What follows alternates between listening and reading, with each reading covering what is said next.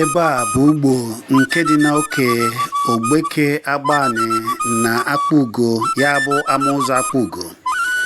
Ugbo a na-ekwu maka ya bụ ana nri ebe ndị Agbani, ya bụ Ogbeke-Agbani nakwa ndị Akpugo na-akọ ihe oriri. Ọ bụ ana nri ha, ana ugbo ha, mana ọ na-ewute na ebe a enweghị ụzọ ma ọlị nke mere na ihe niile ndị Ogbeke-Agbani ma Ukuruta ma ndị Agbani ndị ọzọ nakwa Akpugo na-akọ n'ebe a na-abụ ha kọsịa ya iwere ya baa uru, ya bụ ịbịa kpapụta ya maọbụ buje ya n'ahịa, na ọ na-afịa ha alụ.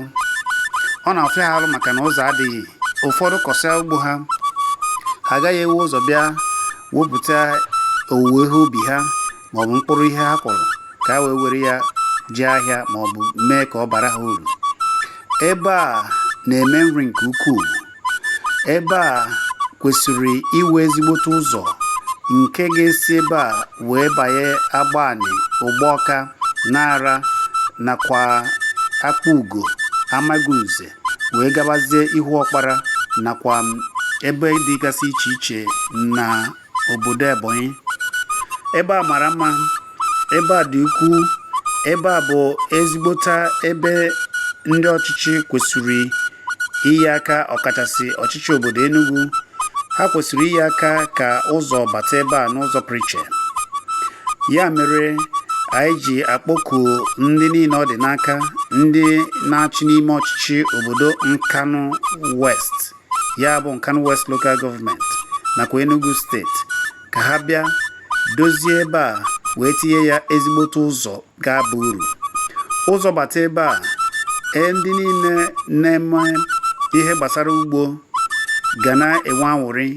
Nri ga-adị n'Enugu maka na a ga na-esi ebe a akọpụtagasị nri dị iche iche nke ga-emekwazi na ndị Enugu ga na-epupụ nri ha na obodo ndị ọzọ, ya bụ iji ya wee na-eleta ego.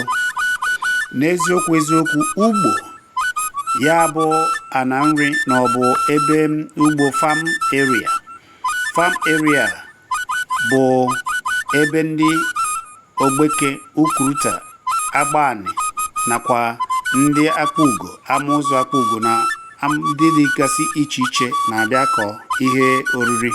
O buru ibu nke ukwuu, mana ịgwa gị eziokwu, ụzọ a bụ sọsọ nsogbu ndị Ogbeke nakwa ndị Akpugo na-enwe, ya bụ ndị Ogbeke-Agbani na ndị Akpugo na-enwe maka ebe a. Mana nke bụ eziokwu bụ na akwa ya ụzọ a, ọ ga-abara ndị Enugu niile uru nke ukwuu.